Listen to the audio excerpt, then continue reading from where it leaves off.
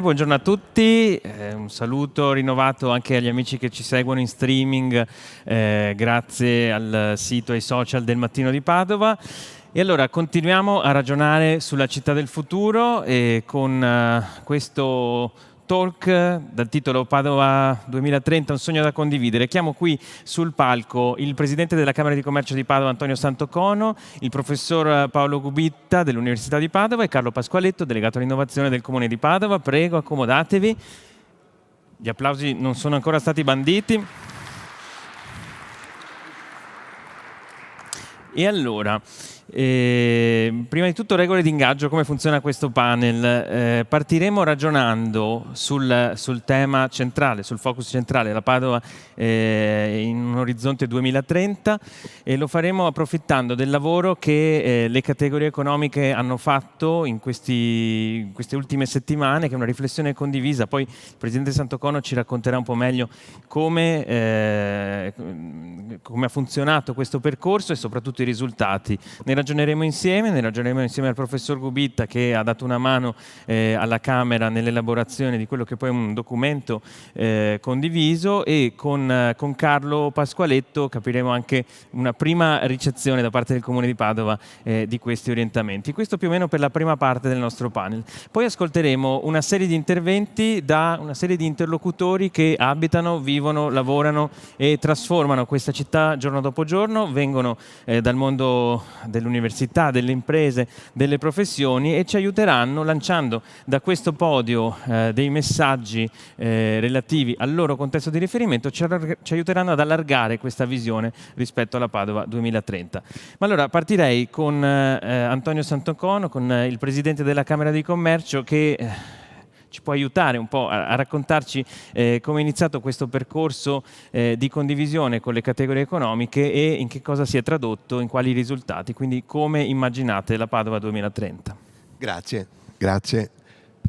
Si sente? Sì. E intanto grazie a tutti per la vostra presenza oggi. Io vorrei fare una piccolissima premessa perché vorrei ricordare che proprio purtroppo nella disavventura della pandemia che ha colpito il nostro paese ci sono state delle opportunità che in qualche modo sono state colte da chi ha saputo in quel momento rendersi conto di questa responsabilità che aveva. In particolare il mondo delle camere di commercio, il mondo delle associazioni di categoria hanno capito come fosse un momento in cui i corpi intermedi dovessero essere rivalutati. Lo abbiamo capito perché nel momento in cui sono iniziate le difficoltà, il mondo delle piccole e medie imprese immediatamente ha trovato nella Camera di Commercio, nell'associazione di categoria, l'interlocutore per portare avanti per avere informazioni, per capire come riorganizzarsi e per capire come reagire a questo shock di questa pandemia. E questo è capitato in un momento in cui in una città come Padova, come ha detto prima il sindaco, c'è stata una grande armonia fra le istituzioni, il comune, la Camera di Commercio, l'università, la fondazione, la provincia, eccetera, le associazioni di categoria, che hanno consentito proprio di prendere delle decisioni in maniera armonica, senza che ci fossero delle differenze di vedute. Quindi un grande ritorno dei corpi intermedi, potremmo dire. Esattamente. Tanto solo per citare un caso, prima della pandemia solo il 30% delle imprese padovane sapevano effettivamente che cosa facesse la Camera di Commercio. Dopo la pandemia oltre il 55% delle imprese padovane hanno capito che cosa fa la Camera e quindi il sistema associativo. Quindi abbiamo cercato di mettere a regime questa buona pratica che noi abbiamo attivato. Per cui quando è capitata l'opportunità di parlare di città intelligenti, abbiamo deciso di proseguire col nostro modello. Il nostro modello è stato: con le associazioni ci siamo riuniti, insieme abbiamo messo sul tavolo tutte le nostre aspettative, le aspettative che il mondo delle imprese ha nei confronti della città e nei confronti degli imprenditori stessi. E una volta raggiunto questa sintesi abbiamo chiesto al professor Gubitta, ma non dimentichiamo anche il professor Savino del Dipartimento di Ingegneria e di Urbanistica, abbiamo chiesto di aiutarci a declinare queste cose.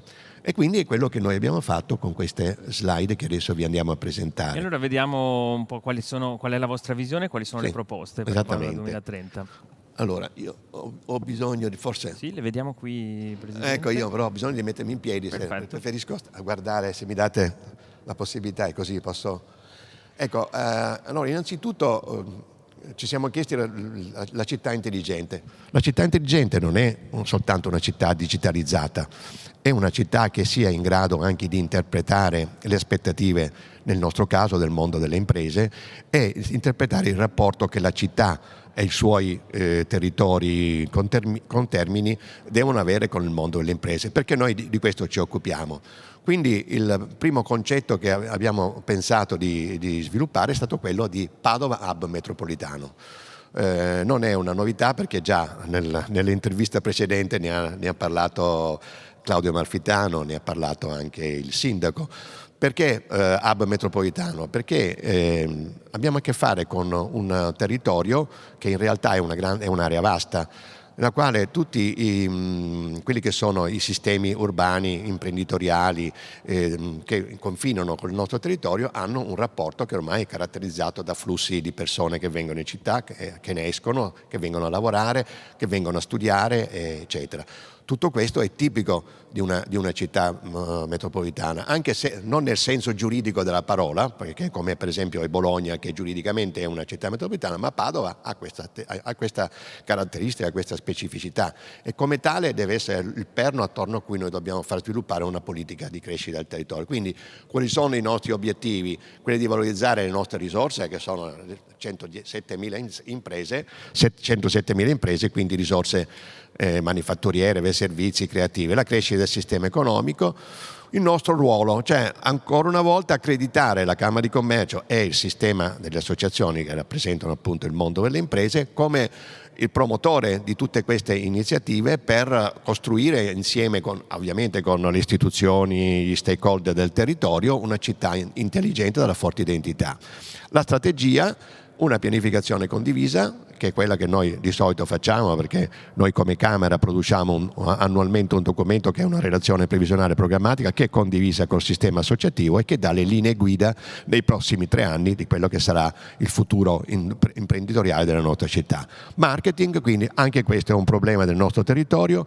La nostra è una città che è all'interno di una regione nella quale purtroppo gli imprenditori sono molto bravi a lavorare, ma sono molto meno bravi a comunicare quello che sanno fare, comunicare le buone pratiche, comunicare una realtà come questa, che credo sia l'unica delle più interessanti all'interno del territorio del nord-est.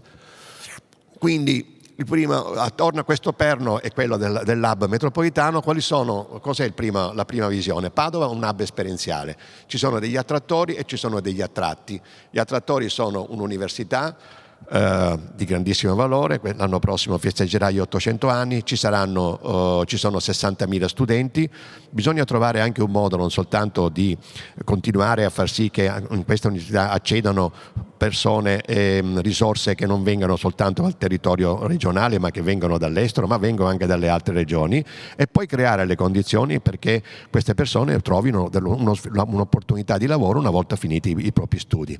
Abbiamo un lab dell'innovazione di cui abbiamo già parlato, ne abbiamo accennato prima anche il sindaco, ne ha parlato il direttore della fiera, con lo SMACT, con il Competence Center, con il centro congressi, anche con il Venice Promex, internazionalizzazione, eccetera. Abbiamo 2 siti UNESCO, abbiamo un turismo religioso molto potente che andrebbe sviluppato, abbiamo un turismo termale del benessere che in questo momento è molto attrattivo, e qui c'è anche il sindaco di Abano che da questo punto di vista è sempre stato un grande portavoce di questo modo di vedere il sistema delle terme.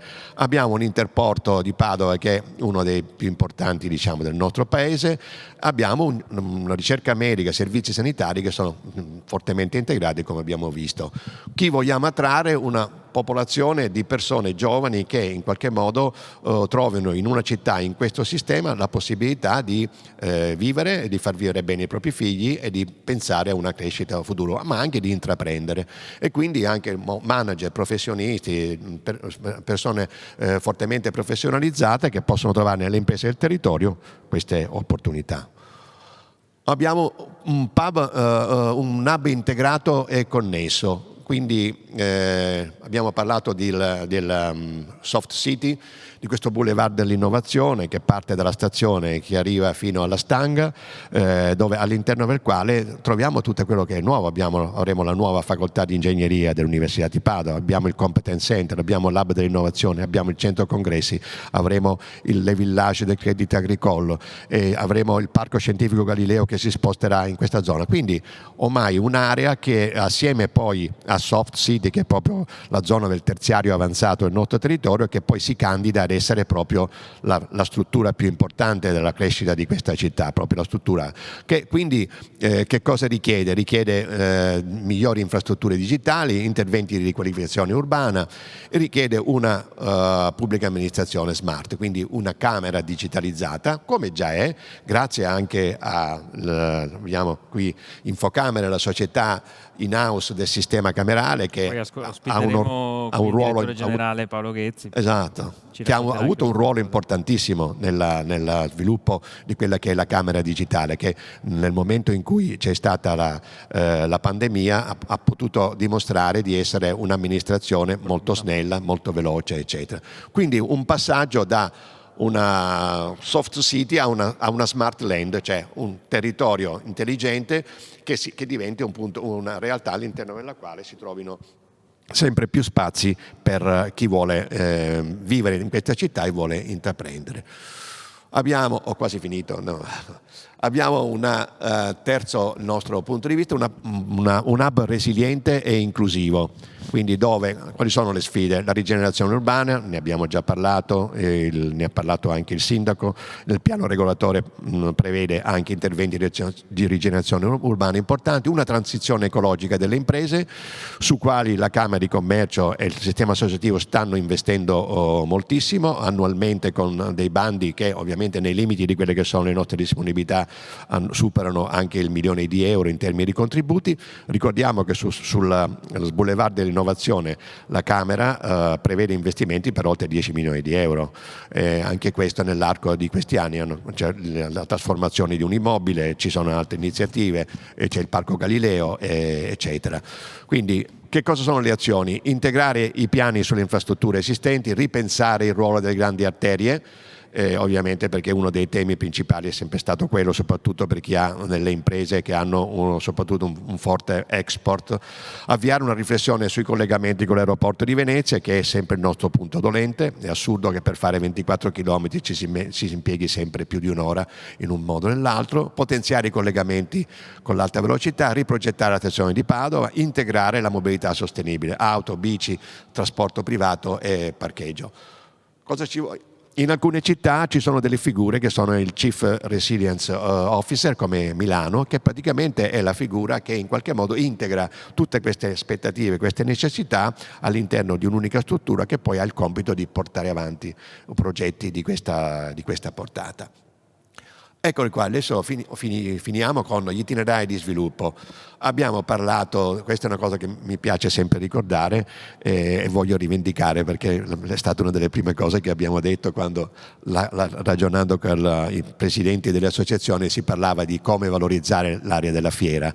Abbiamo un polo dell'innovazione, e quello ne abbiamo già parlato. Abbiamo un boulevard dell'innovazione, abbiamo un polo dell'informazione tecnica, perché abbiamo pensato che in quell'area lì gli istituti tecnici superiori, quindi del diploma, post diploma, avranno una grande opportunità. Avremo, speriamo, l'arena della musica, quindi né più né meno la possibilità di dare delle opportunità a un'area nella quale giornalmente graviteranno più di 4.000 persone, perché sono gli studenti della facoltà di ingegneria, chi lavora nel Competence Center, chi lavora nella Venice Promex, eccetera. Tutte persone che bene o male dovranno condividere, dovranno incontrarsi, disseminare informazioni fra di loro, fare delle scelte, e niente di meglio di una quarta piazza della città, vicinissima al centro, a 7-8 minuti dalle altre piazze a piedi.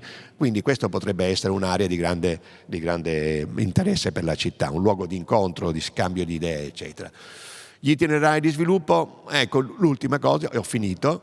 Noi abbiamo nella nostra città la presenza delle Big Four, quelle che sono le 4 società di consulenza più importanti al mondo, che hanno in questa città trovato un modo stabile di essere, quindi perché hanno capito che siamo nel territorio giusto, perché il nord-est è il territorio giusto, Padova è il centro del nord-est, e quindi allora anche questo ci candida a diventare un hub della Knowledge Intensive Business Services, dove anche il supporto di queste società di consulenza, unito anche a quello dei dipartimenti universitari eccetera, ci farà sì che noi possiamo diventare un vero e proprio sistema al servizio del mondo delle imprese, non solo manifatturiere ma anche della logistica, dei servizi eccetera.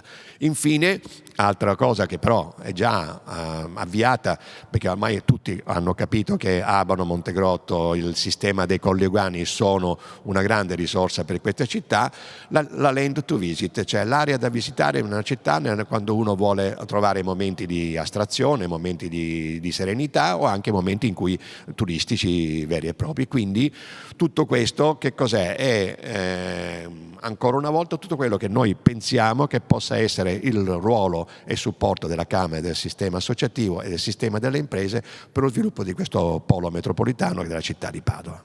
Grazie Presidente, grazie ad Antonio Santocono per averci offerto questa visione Orizzonte 2030 garantita dalla condivisione tra le categorie economiche. Professor Gubitta, mentre Santocono parlava, mi è venuto in mente, 2 settimane fa eravamo a Barcellona con City Vision all'incontro mondiale delle Smart City. Il direttore dell'Expo, Ugo Valenti, dice 10 anni fa, quando abbiamo fatto la prima edizione, la Smart City era poco più che un PowerPoint. E adesso cominciano a diventare progetti nei quali camminiamo, che utilizziamo. Quando il Presidente Santocono raccontava la visione, in realtà alcuni pezzetti ce li abbiamo già, quindi la Smart City la stiamo facendo, ma la domanda è: gli Smart Citizen, ecco, con loro cosa facciamo? Bene, intanto grazie per avermi invitato, sì. E provo a dirtelo, a dirvelo in questi termini. Allora, il Presidente Santocono ci ha tracciato la cornice dentro la quale collocare, no, la città intelligente, il concetto di hub metropolitano, esperienziale, integrato, connesso, resiliente e inclusivo. Il sindaco prima ci ha detto, in soldoni, che le risorse disponibili, grazie anche all'abilità ovviamente dell'amministrazione e grazie al momento storico, le risorse fondamentalmente non sono un problema. Non sono un problema, comunque sono un problema relativamente breve. Bene, per cui la città intelligente è un qualcosa che siamo a un passo da poter realizzare. La mia impressione è che nelle agende di tutte le amministrazioni territoriali ci sarà al primo punto diventare città intelligente. Ne consegue che nel giro di qualche anno essere città intelligente non sarà più un fattore differenziante, nel senso che chi sarà fuori dall'essere città intelligente perderà appeal, ma ci saranno verosimilmente parecchie città intelligenti. Insomma, la città intelligente, mi viene in mente, sarà nel giro di qualche anno come i LEA, i livelli essenziali di assistenza, cioè dovranno garantire dei livelli minimi di qualità della vita sotto i quali non si va. E allora uno dice? E allora la differenza la fa come e in che tempi realizzare la città intelligente.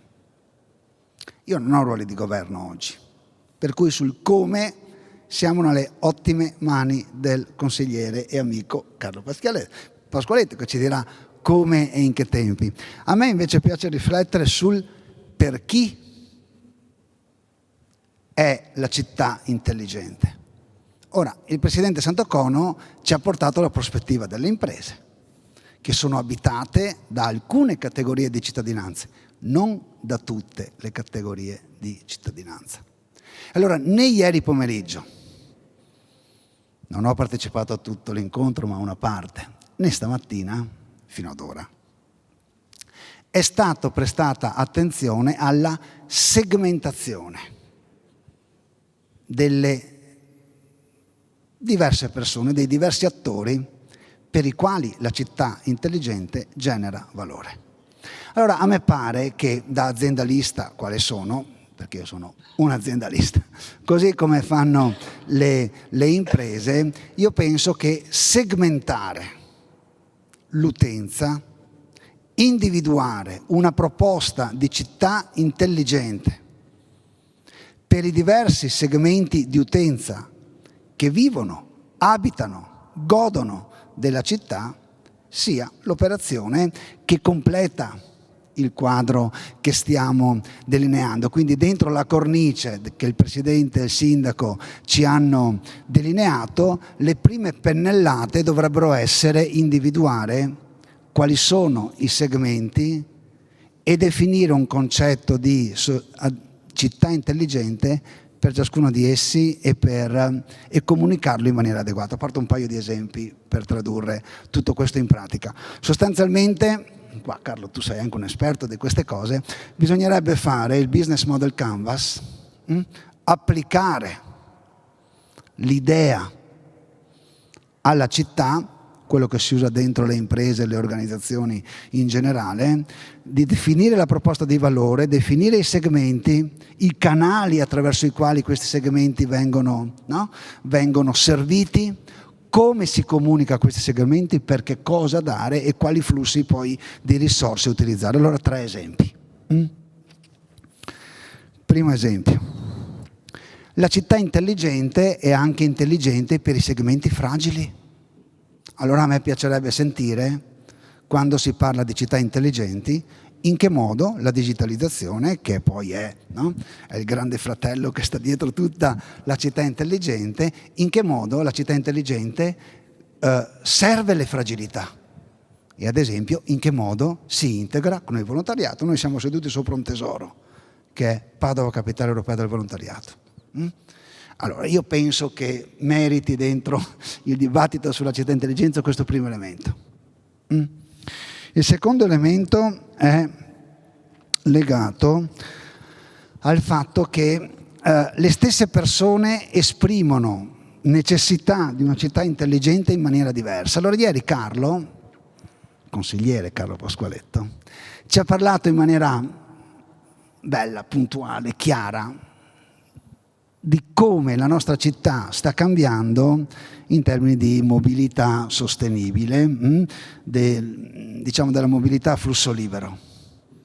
Ma una persona anziana queste cose, noi ieri l'abbiamo presentato come una grande innovazione per città intelligente. Allora la domanda che mi sono fatto ieri mentre ero qui è: ma questa componente della città intelligente quanta popolazione serve? Allora ieri abbiamo ascoltato anche Bolzano, l'assessore Alfreider alla mobilità. Allora la città intelligente inclusiva, usando le parole del Presidente, è una città intelligente che propone una mobilità sostenibile diversa per i segmenti di popolazione diversa, e questo bisogno viene manifestato non solo dagli utenti diretti. Io, che non ho ancora un'età per definirmi anziano, non ci manca tanto, ma non ce l'ho, vorrei vivere in una città intelligente in cui i miei genitori, oltre che i miei figli, possano avere, ad esempio in termini di mobilità, un servizio che fitta con le loro esigenze. E chiudo con un altro tema che non è stato evocato in maniera esplicita quando si parla di città intelligente, ma aleggia in ogni dove e in ogni dibattito sul futuro della città. I parcheggi. Molto poco smart, ma molto presenti nel dibattito. Ecco, allora il tema dei parcheggi può in parte essere superato. Nella città intelligente del futuro, domani, c'è spazio per il parcheggio. E io sposterei l'attenzione, quando si parla di parcheggi, non tanto sul numero di stalli, ma sulle modalità di utilizzo. Ancora una volta, i parcheggi per chi? I parcheggi per chi entra e esce dalla città, i parcheggi per chi vive in città, i parcheggi per chi ci viene ogni volta in città. Allora, uscire, e chiudo, dall'idea che la città intelligente è un concetto standardizzato, taylorista, fordista. Esiste una versione di città intelligente, o meglio, ogni città decide in maniera univoca, standardizzata, che va bene per tutti. Cos'è la sua idea di, appunto, di città intelligente? Uscire da questa idea, ammesso che ci si sia entrati già, e auspico che non sia così, e adottare un'idea, se volete, non variabile ma segmentata, individuando quali sono i servizi di base che servono tutta la popolazione a prescindere e definendo dei moduli, se volete, di intelligenza, di città intelligente che servono specifici segmenti e imparare a comunicarli. Se fosse una persona che si avvicina alla terza età, mettiamola così, mi piacerebbe sentir parlare in maniera sistematica, quando si parla di città intelligente, di social housing. Mi piacerebbe sentir parlare, quando si parla di città intelligente, di servizi di prossimità, non solo per quando sono malato, perché magari auspico di esserlo poco, ma per vivere la mia terza età in maniera dignitosa. Ecco, io penso che questo debba essere fatto. Grazie Paolo, grazie professor Gubitta per questi stimoli. Perché forse ieri è stato un po' trasversale e non è stato verticale come ragionamento, ma il tema delle persone intelligenti dentro le città intelligenti è per noi assolutamente centrale. Mi ha fatto venire in mente una riflessione di Mark Wheeler, che è il CIO, il Chief Innovation Officer, quindi un ipertecnico della città di Filadelfia, che diceva ok le tecnologie, ma il vero tema della Smart City è come comunico con il singolo cittadino e come intercetto i suoi problemi prima ancora di offrirgli delle soluzioni. Posso Certo. chiosare su questo? Vi porto un esempio.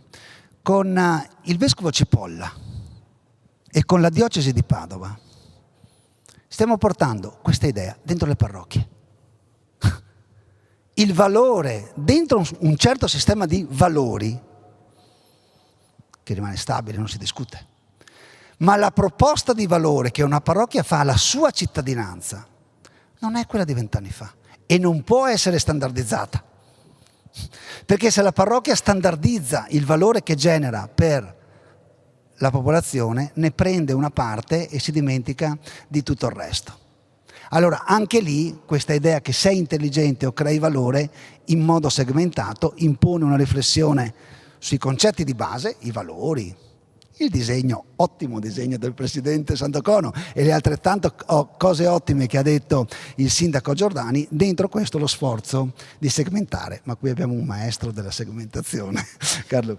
Chiarissimo. Il ruolo di Carlo Pasqualetto e del Comune a questo panel è prevalentemente quello dell'ascolto, ce lo siamo detti anche prima di cominciare e siamo felici che anche il Comune si metta in ascolto. Però Carlo, ti voglio chiedere, dato il cosa, intanto il Presidente ci abbandona per un secondo per un veloce passaggio fuori campo. Il cosa l'abbiamo visto, il chi l'abbiamo visto, il come è forse qualcosa su cui vale la pena ragionare.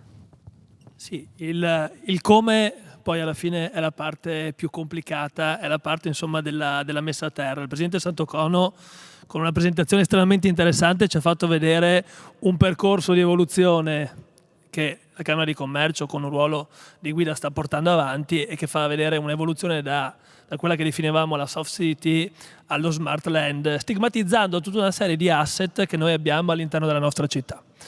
Allora sul come, primo punto, e parto dal Presidente Santocono, bisogna comunicare con grande forza e dare grande consapevolezza alla cittadinanza, quindi ai portatori di interessi interni, ma anche al mercato che è fuori. Parlavamo del mercato dei talenti prima durante la conversazione col sindaco, per capire che Padova, per esempio, è il posto giusto dove investire. Quindi gli asset che ha sottolineato il nostro Presidente vanno raccontati e vanno messi a sistema in maniera generosa e aperta per tutta la città. Quindi sapere che noi abbiamo questi punti di forza. Quindi la comunicazione che nel nostro Veneto è stata un po' snobbata, ce lo insegna il professor Gubitta, come fu 20 anni fa il marketing prima della comunicazione, quindi una serie di leve che oggi in realtà sono strategiche nel mondo aziendale. Nessuno più si mette a pensare che investire in marketing sia qualcosa di sbagliato. Oggi ci stiamo arrivando anche su una parte un po' successiva al marketing, che è la comunicazione. Se tu non racconti che hai questi punti di forza, la gente non sa che esistano e tu non sei un'opportunità. E quindi il come è intanto grande investimento nella comunicazione, e il Comune lo sta facendo. Lo sta facendo con la sensibilità, come diceva il professor Gubita, anche alla segmentazione, perché è evidente che i canali comunicativi sono diversi. Se stai parlando a un giovane universitario che dopo aver avuto professori del calibro del professor Gubita deve decidere adesso cosa farà della mia vita, e per colpa del professor Gubita, perché bisogna dire le cose, questi studenti sono chiamati in tutta Europa. Dopo che fanno l'Università di Padova, i nostri studenti, ahimè, lo dico in maniera scherzosa, ma è così, diventano appetibili non più solo per Milano, che si poteva competere in qualche maniera, ma diventano appetibili anche per un mercato europeo che oggi è estremamente liquido. Allora ci si trova a capire che su questi talenti bisogna raccontare che abbiamo aziende private e pubbliche anche, perché noi abbiamo anche questa demonizzazione del lavoro nel pubblico. Invece c'è moltissimo bisogno oggi di giovani laureati che entrino nella macchina pubblica e nelle controllate per riuscire a farle evolvere, perché come diceva il sindaco ieri l'età media è molto alta, ahimè, e quindi è difficile poi interpretare certi driver di trasformazione quando non si ha, diciamo, il DNA. Quindi è fondamentale l'upskilling, perché dopo le competenze vanno mantenute, non le vuoi perdere, però hai bisogno per fare questo upskilling a volte anche di inserire queste nuove intuizioni. Quindi comunicazione first. Secondo, anche questo ce l'insegna il professor Gubita, il dato. Come facciamo a guidare una città intelligente, una smart city? Dobbiamo farlo, come si dice in inglese, data driven. Noi oggi una delle più grandi opportunità che abbiamo all'interno della trasformazione digitale è quello che finalmente oggi acquisire dato è semplice e poco costoso. Quando parliamo dei parcheggi, io sono d'accordo con il professor Gubita che non è significativo parlare del numero degli stalli, ma è significativo sapere che qua davanti al nostro centro culturale San Gaetano c'è un parcheggio disponibile, magari sapere anche il prezzo e poterselo già anche prenotare. Queste sono tutte cose che si possono fare. Io sono arrivato qua davanti, ho parcheggiato su un parcheggio blu e non ho avuto il problema e l'antipatia di andare a cercare la mia colonnina e mettere l'euro, ma ho utilizzato un'app semplicissima che è Easy Park, che sapeva, geolocalizzandomi dov'ero, mi suggeriva qual era il mio parcheggio e io ho pagato girando una rotellina. Poi 3,40 € li ho pagati, va benissimo. Però è stato così comodo il processo che mi ha permesso di essere efficace nell'arrivare qua senza perdere tempo, perché poi la città intelligente è una città che ha rispetto del tempo delle persone. Faccio un altro punto sul come. Quando noi parliamo di PA digitale, anche questo lo stiamo facendo in maniera importante. Il sindaco ha portato l'esempio della digitalizzazione dell'edilizia privata. Tra l'altro, lo dico a chi ci ascolta, il progetto di digitalizzazione dell'edilizia privata è avvenuto a City Vision l'anno scorso in un'edizione durante il Covid, quindi digitale, in cui abbiamo ascoltato i rappresentanti delle categorie professionali del CUP, che torneranno anche tra poco. Ecco, questo secondo me è interessantissimo, e loro ci hanno dato gli input per poter risolvere un problema che per loro era efficace, cioè il problema era dell'edilizia privata che non si riusciva a risolvere. Quindi concludo, comunicazione in maniera estremamente forte, il dato per poter dare i servizi che servono alle persone che servono, come diceva il professor Gubita, e infine, come ha detto anche il presidente Santocono, l'ultimo che mi sento direi come farlo è nella collaborazione. O le istituzioni collaborano, e per fortuna io da giovane rappresentante per me è un onore vedere come sindaco, presidente di Camera di Commercio, rettore e categorie economiche stanno collaborando, perché in questo modo si riesce davvero a avere impatto. Le sfide sono complessissime, sono estremamente complesse, solo se le istituzioni collaborano si riesce ad avere davvero impatto, se no si chiacchiera. Grazie Carlo Pasqualetto. Non siate timidi. Apriamo la seconda parte di questo panel e abbiamo scelto alcune eccellenze di questo territorio per andare a raccontare alcuni aspetti particolari. A loro cederemo il podio e 3 minuti di tempo per raccontare, per portare un tema, un'esperienza. Partirei con il professor Mauro Conti, che è ordinario di informatica all'Università di Padova, che ci racconterà l'esperienza del CINI, del Cyber Security National Lab. Prego, professor Conti, e il palco è suo per 3 minuti, poi ci confronteremo sui contenuti che ci porterà. Prego. Spero di stare nei tempi. Buongiorno a tutti, grazie per l'invito. Io mi occupo di cyber security, in particolare nel mondo della ricerca, da 15 anni, sono a Padova da 10 anni. In questi 10 anni ho maturato una convinzione che vorrei trasformare in una vision per la città. La convinzione è che abbiamo delle eccellenze, le abbiamo nel mondo industriale, nelle aziende, le abbiamo nelle università, le abbiamo nelle teste dei ragazzi che formiamo. In particolare la cyber security, che notoriamente è un problema, possiamo secondo me trasformarla in una opportunità. La cyber security è un problema, qualche numero che ho cercato e cerco di ricordarmi, altrimenti ho degli appunti. Nel mondo il business, il mercato del cybercrime viaggia nell'ordine di 6 trilioni di dollari. Chiedo supporto a Gubitta, credo sia qualcosa che una frazione significativa rispetto al PIL americano, credo che superi quello italiano, una cifra che non saprei neanche scrivere, proviamo a tradurla, diciamo, in Veneto. I numeri, ho trovato una statistica del 2018 che parlava di 300 milioni di dollari, ma questi numeri sono secondo me ampiamente sottostimati, perché sono i numeri che riusciamo a misurare, poi c'è tutto quello che non misuriamo. In Veneto in particolare abbiamo avuto grosse aziende che hanno subito attacchi con danni che potete immaginare, nomi che sono finiti sui giornali, Luxottica, Maschio Gaspardo, Geox e molte altre. Quindi le aziende hanno un problema, cercano di assumere, l'ultima assunzione mi sembra negli ultimi anni nel mercato ICT sulle 6.000 assunzioni, ma il 60% di queste posizioni non trovano una persona, quindi rimangono, diciamo, posizioni aperte. Nel mondo universitario invece facciamo fatica a trattenere ricercatori in gamba, facciamo fatica anche a formare i ragazzi, spesso purtroppo siamo costretti a mettere numeri chiusi in corsi di laurea che sono esattamente quelli in cui le aziende ci chiedono paradossalmente di formare e di dargli più persone.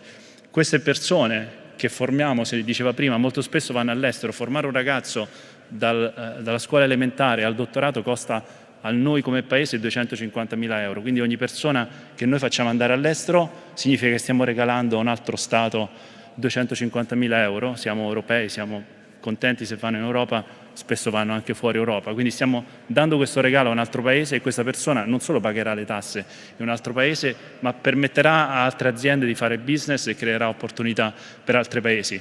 Queste persone, le ultime statistiche, mi sembra che intervistati i ragazzi, sembra che il 40% in più degli ultimi rispetto a 5 anni fa prevede il loro futuro all'estero. Immaginate che danno, diciamo, abbiamo per quanto riguarda le persone che formiamo.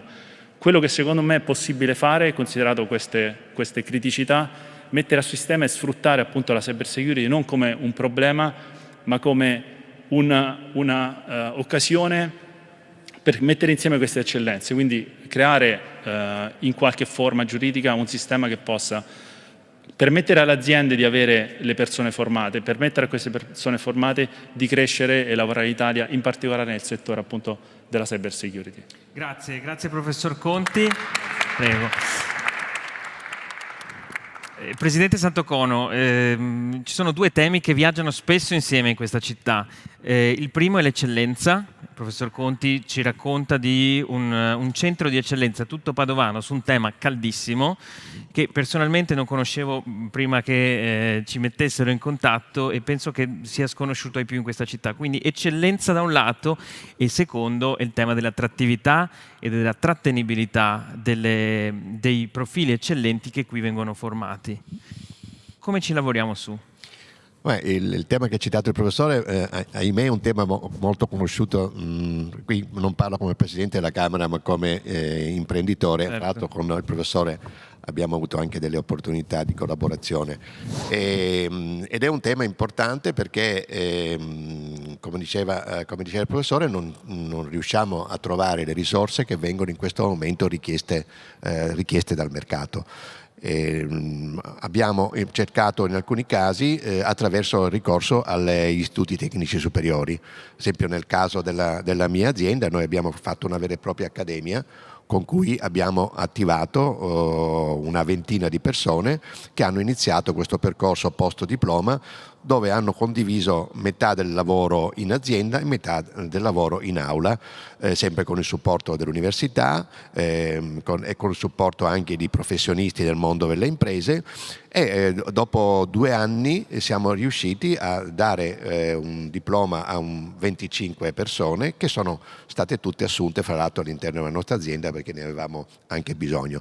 Però questo è un modello che stiamo cercando come Camere invece di portare avanti, cioè stiamo cercando di fare una casa di tutte le accademie che stanno in qualche modo portando avanti gli istituti tecnici superiori, quindi quella della meccatronica, quella della moda, quella della cyber security, eccetera, dove il nostro obiettivo è proprio sta nel nostro piano di sviluppo del Boulevard, c'è quello di creare proprio una casa all'interno della quale siano rappresentate queste accademie, siano rappresentate e ci sia la possibilità ovviamente di seguire dei corsi. L'università ci sta dando una mano perché adesso chi ottiene il diploma in un istituto tecnico superiore riceve una 60ina di crediti, se non ricordo male, che gli possono consentire anche di iscriversi all'università e ottenere quindi già iscriversi al secondo anno di una laurea breve e quindi avere un'opportunità in più. Il tema delle eccellenze è un tema che ho già citato prima, è un tema che va comunicato. Se non riusciamo a comunicare che sono queste eccellenze, perderemo sempre le risorse, come ci raccontava prima il professore, perché la gente non capisce, cioè, non riusciamo a far capire per esempio che ci sono a Piombino Dese c'è una realtà quotata alla borsa di New York, la seconda società più quotata delle società italiane a New York, che dà lavoro a migliaia di persone. E nonostante tutto pochi la conoscono. Pochi la conoscono, certo. Ritorniamo al podio e chiamiamo Paolo Ghezzi, di Eccellenza in Eccellenza, direttore generale di Infocamere, già citato dal presidente Santocono. Prego Ghezzi, Ginnico salta anche i gradini e il podio a lei. Sì, buongiorno. Grazie innanzitutto dell'opportunità di essere qui con voi, ma io mi volevo soffermare innanzitutto Infocamere, come ha detto il Presidente, è una società pubblica, quella di innovazione digitale delle Camere di Commercio, e a me ha colpito molto la riflessione che è stata fatta oggi sull'importanza dei dati. Come diceva Pasqualetti, siamo di fronte ormai a un mondo che sarà sempre più data driven. Ecco, Infocamere tra l'altro è proprio a Padova e una delle cose più importanti che deteniamo proprio in questa nostra regione è questo database di tutte le imprese italiane dove tutto è già in digitale dalla nascita, e credo che questo sia una ricchezza incredibile. Voi direte, ma cosa c'entra questo, no? con la Smart City?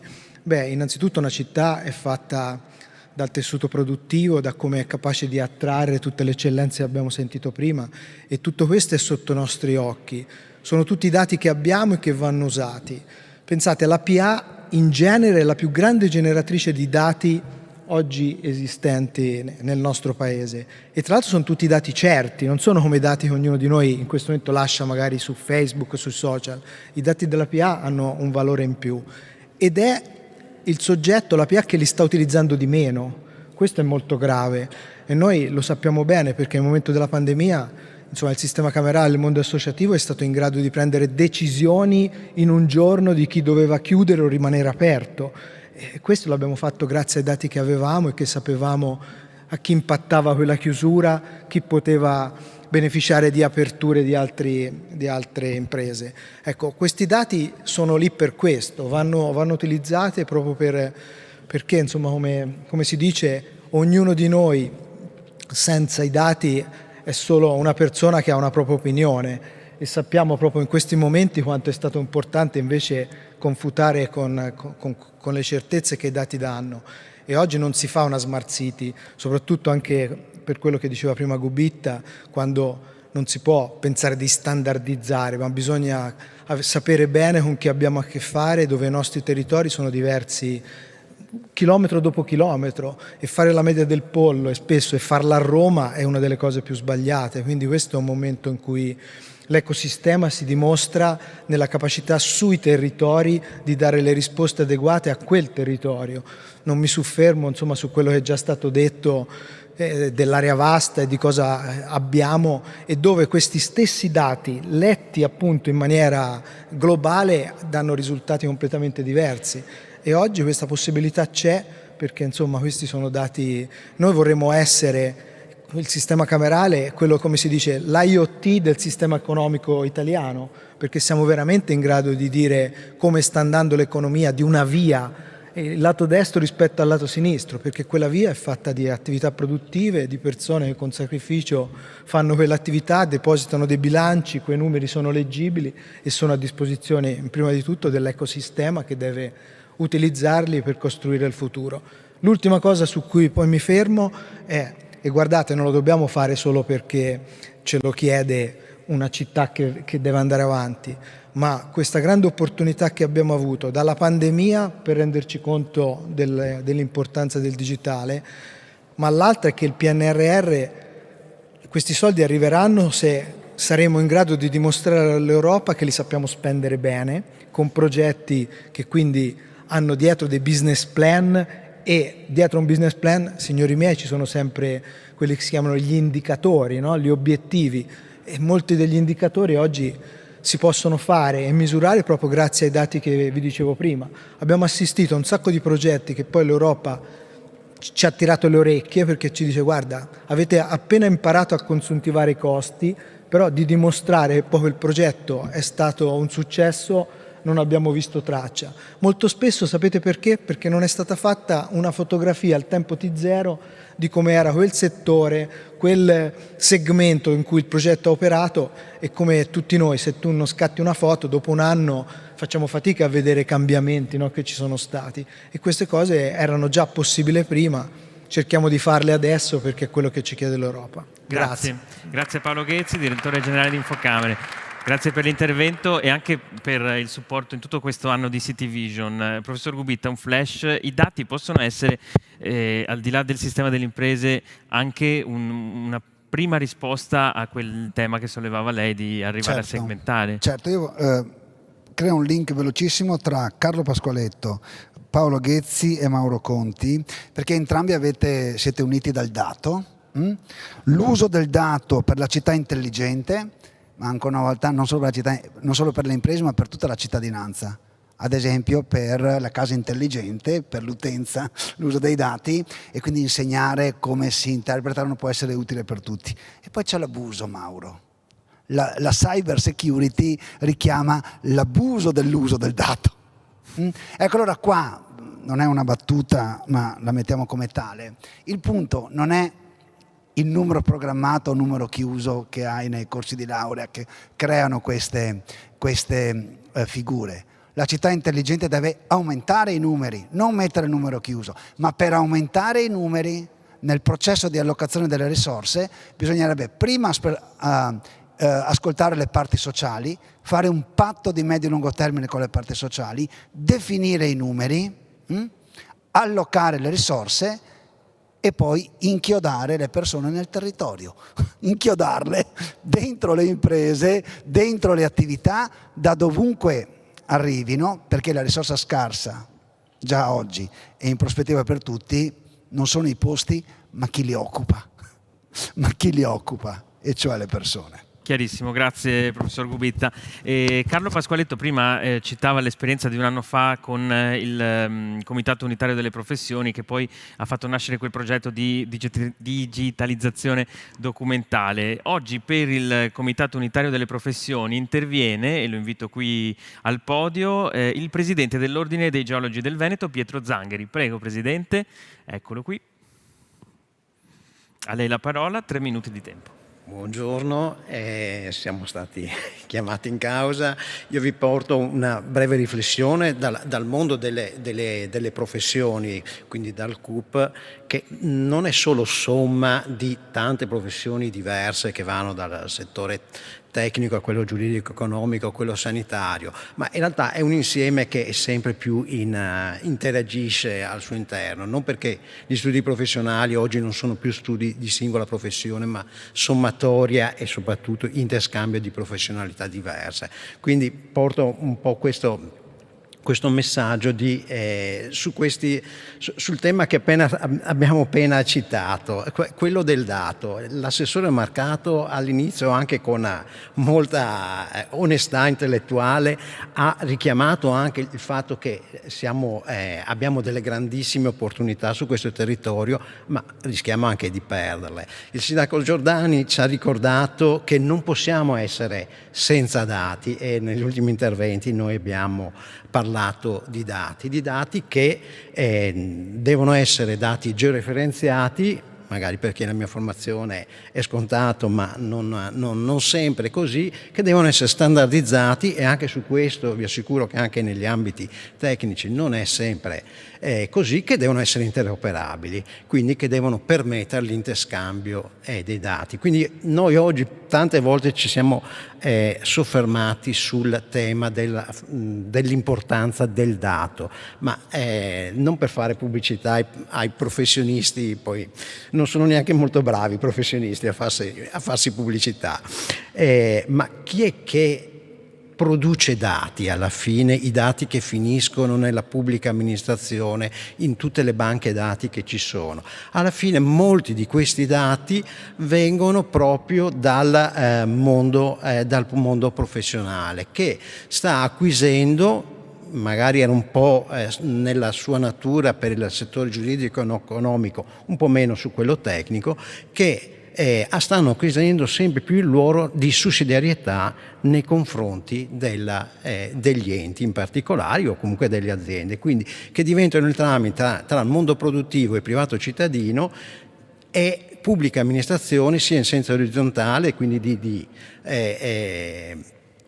coloro che forniscono il dato, sia di chi lo portano a compimento. Io credo che per completare quindi questo circolo virtuoso, chiamiamolo, bisogna tenere ben presente questo aspetto che spesso, prima citava il problema magari il settore dell'edilizia è quello che più vicino anche al singolo cittadino, del problema di accedere ai dati del settore edilizio, ma su tutti i settori che vanno dall'ambientale e così via bisogna focalizzarsi su questo tema, e su questo ci può essere il nostro contributo. Grazie a Pietro Zangheri, Presidente dell'Ordine dei Geologi del Veneto e portavoce per oggi del Comitato Unitario delle Professioni di Padova.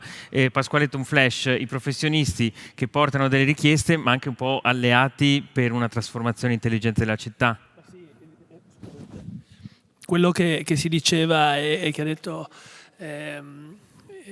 che abbiamo detto poc'anzi, è che è un asset anche quello di avere questa densità di professioni all'interno della nostra città. Il comune non può avere tutte le risposte e ha bisogno invece di un confronto continuo. Quello che abbiamo fatto con la digitalizzazione degli archivi, come dicevo, parte proprio da un confronto, ma un confronto anche sulle soluzioni, nel senso che quello che ci viene detto spesso dalle professioni, penso al presidente per esempio Dante Carlo dell'Ordine dei Commercialisti, ma tanti altri, io sono commercialista, magari sono più in confidenza con lui, è confrontiamoci, vediamoci, lavoriamo assieme per risolvere questi problemi. Quindi io accolgo assolutamente lo stimolo e l'invito, e come ha detto spesso il sindaco Giordani, insieme possiamo riuscire a risolvere realmente i problemi utilizzando quelle competenze, perché poi i problemi reali li conoscono loro, sono i professionisti che lavorano per i cittadini che conoscono i problemi reali. Noi dobbiamo essere un facilitatore per risolverli.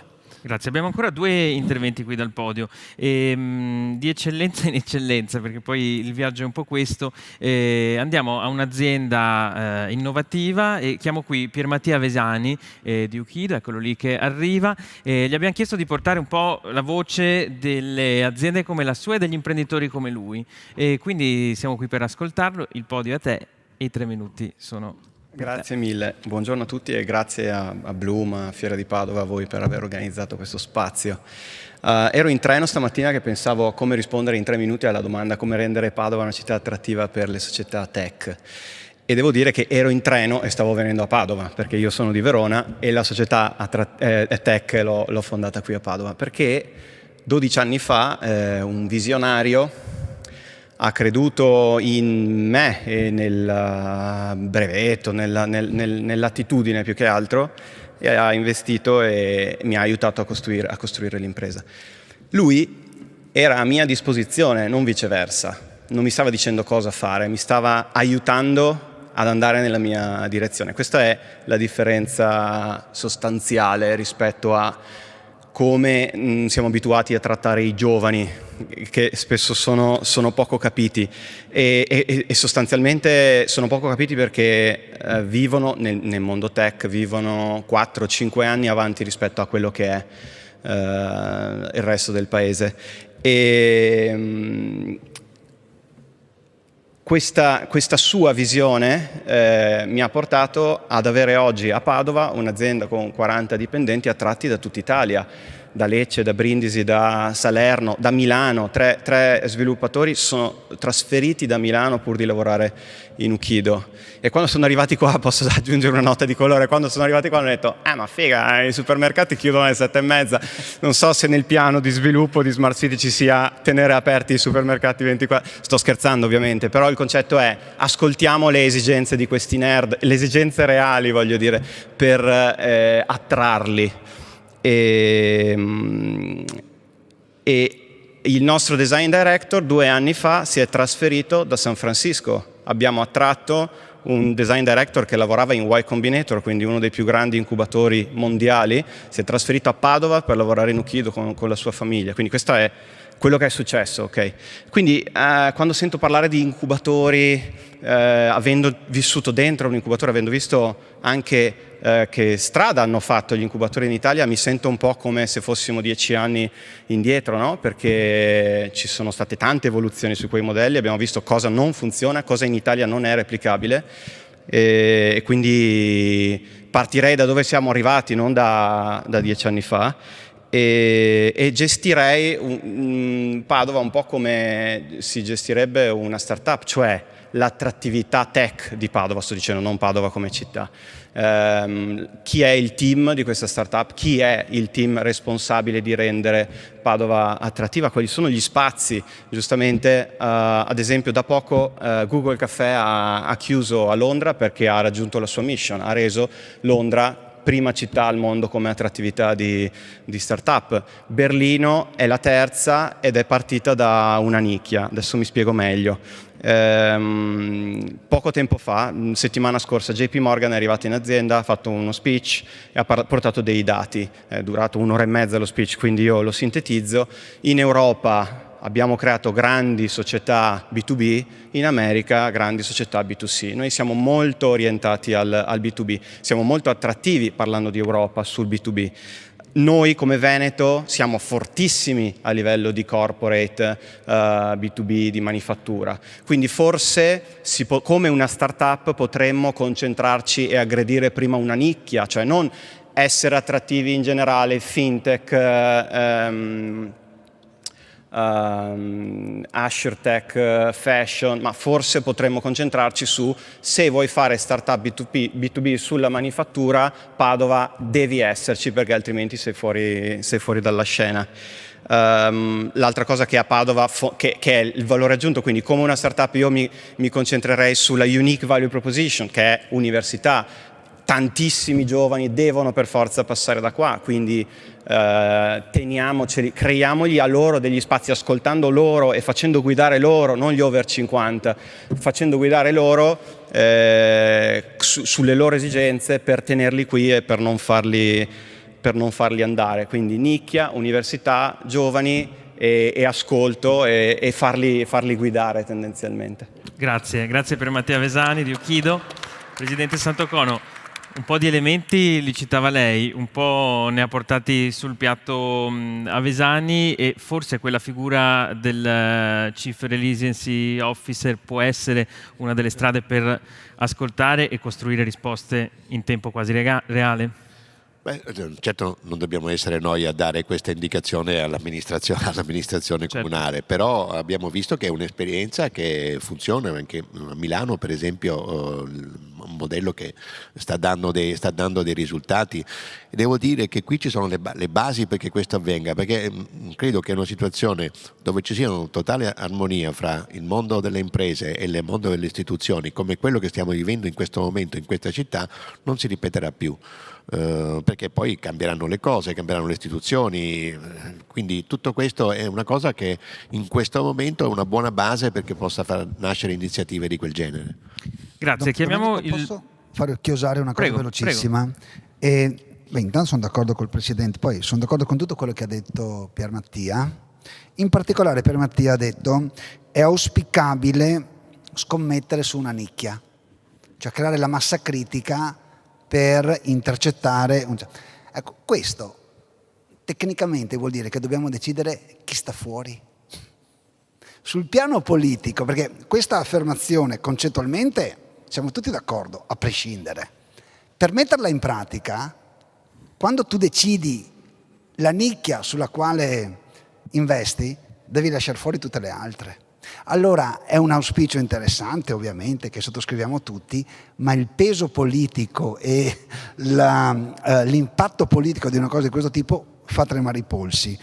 Ultima battuta, è giusto puntare sui giovani, sono brevissimo, anche i giovani crescono e invecchiano. Quindi, oltre a pensare, perché se noi puntiamo solo sui giovani, dobbiamo cambiare coorte ogni tot anni, allora dobbiamo pensare a una città intelligente che abbia un equilibrio anche su questo aspetto. Sì, però sui giovani un ragionamento sicuramente va fatto. Abbiamo 7 minuti e lo dico da non più giovane. Abbiamo 7 minuti e un intervento che ci porta su uno scenario altamente innovativo. Chiamo qui Nicola Barozzi in rappresentanza di IoT Italy, l'associazione italiana delle imprese che lavorano sull'internet delle cose. Gli abbiamo chiesto una cosa che ci dirà lui se è stata facile o difficile, cioè in che modo l'Internet of Things può cambiare una pubblica amministrazione. Allora, intanto buongiorno a tutti. IoT Italy è un'associazione di categoria che riunisce aziende che hanno a che fare con il mondo IoT partendo dall'hardware fino al software per arrivare all'analisi dei dati e all'intelligenza artificiale. Io mi chiamo appunto Nicola Barozzi e lavoro per Interlogica, che è una delle aziende associate ad IoT Italy. Vorrei raccontarvi una storia molto breve. La storia parla di letame. È una storia che forse avete già sentito e riguarda la grande crisi del letame di cavallo del 1894. La città di Londra ha commissionato a una ricerca scientifica per una questione di pianificazione urbana che affermava che la più grande sfida relativa a un ulteriore sviluppo urbano appunto della città di Londra era risolvere la difficoltà nel rimuovere il letame di cavallo dalle strade. Nel 1894 non avevano considerato l'avvento dell'automobile che ha spazzato via, ovviamente, letteralmente, questo tipo di problema. Come dicevo, lavoro per Interlogica, è un'azienda di Mestre che si occupa di realizzare sistemi informativi complessi su misura in diversi ambiti e settori. Faccio alcuni esempi giusto per inquadrare quello che facciamo. Per Deutsche Bahn, quindi le ferrovie tedesche, ci occupiamo di trasportare, organizzare e visualizzare i dati raccolti da sensori installati su tutti i treni merci tedeschi. Per Thales conteremo quanti passeggeri saliranno e scenderanno ad ogni fermata dai 200 treni che verranno attivati su 3 nuove linee della metropolitana di Parigi per le Olimpiadi del 2024. Per Hitachi ci occupiamo dei sistemi LiDAR che riprendono il tracciato visto dai treni a guida autonoma e il software che sviluppiamo segnala i cambiamenti nel tempo del panorama attorno al percorso del treno, la crescita di un ramo o lo smottamento della massicciata sotto il binario a fini manutentivi. Per N+, rileviamo i dati raccolti da sensori IoT installati su ponti autostradali e tramite questi ne verifichiamo in real time lo stato di salute. Quindi in questi progetti maneggiamo grandi quantità di intelligenza artificiale, big data e maneggiamo Internet of Things. Ma ci siamo resi conto che a queste tre buzzword dobbiamo aggiungere un ulteriore ingrediente ancora più complicato e più difficile da maneggiare. Perché finché parliamo di oggetti e nuvole di dati è tutto complesso ma relativamente semplice. Quando tocchiamo gli esseri umani sappiamo che tutto diventa un po' più complicato.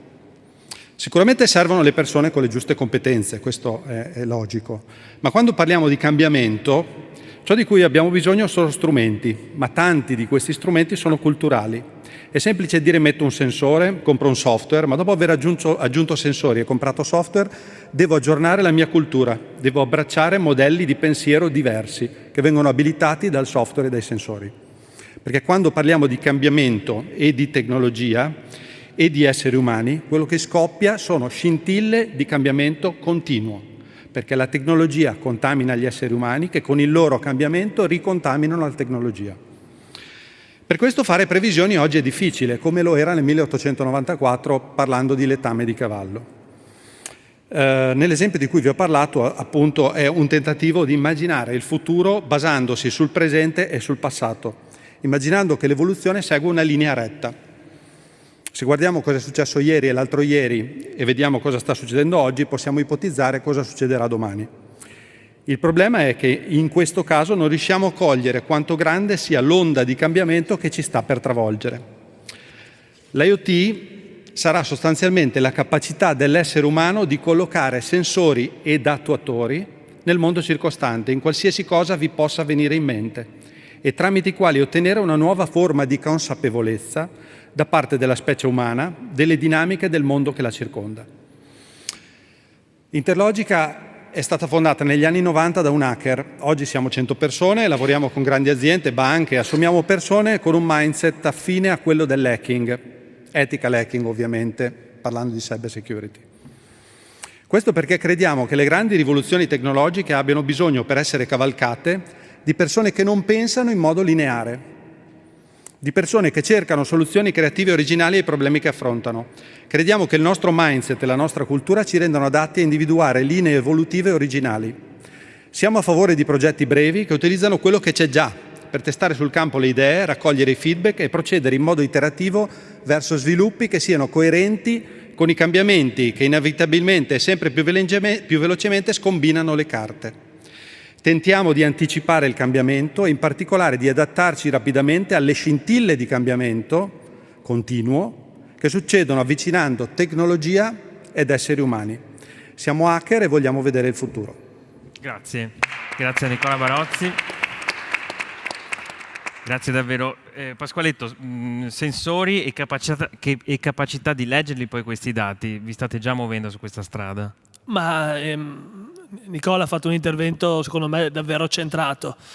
Sì, il dato è fondamentale, il dato non porta valore, è strumento, quindi tutta la trasformazione digitale, l'evoluzione in Smart City passa da un grandissimo investimento in evoluzione culturale. Questo vale per le organizzazioni, le aziende. Tu fai un progetto in azienda di digital transformation, se non riesci a promuovere l'adozione, il progetto si schianta e non porta risultato. Se un comune fa grandi investimenti in infrastruttura, non ce la fa se la cittadinanza non lo segue. Quindi, come diceva Nicola, bisogna continuare a investire in alfabetizzazione. Questo è prioritario, lo dice anche la Regione Veneto. Vedrete che la maggior parte degli investimenti saranno ancora in alfabetizzazione perché abbiamo ancora un profondo gap. Quindi per arrivare a una città intelligente abbiamo bisogno di cittadini che vengono aiutati a essere aggiornati su queste tematiche, se no non possono neanche fruirne.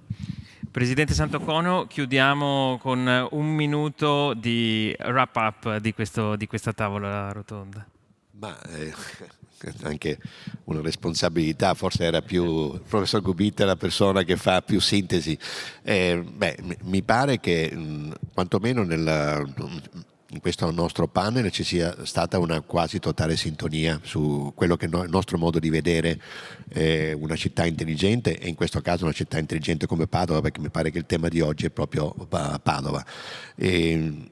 Siamo tutti d'accordo che l'importanza delle infrastrutture, della digitalizzazione e dei servizi automatizzati, così come dello snellimento della burocrazia e dei processi di erogazione dei servizi, sono fondamentali.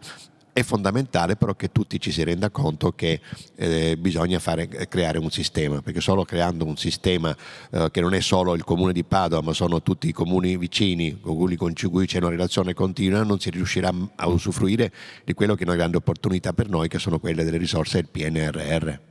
Bene, quindi la Padova che lavora, che produce, che fa è ingaggiata, il comune è in ascolto. Grazie professor Gubitta per il supporto e l'aiuto anche a fare sintesi. Io lascio la parola a Paolo Cagnanco, direttore del Mattino di Padova, che intervista la rettrice Daniela Mapelli, perché l'abbiamo detto fino adesso, l'università è una grandissima risorsa, siamo alla vigilia dell'anno che celebra l'8° secolo di vita del nostro Ateneo e quindi non abbiamo potuto pensare a conclusione migliore per City Vision che è un dialogo con la magnifica rettrice. Grazie a tutti.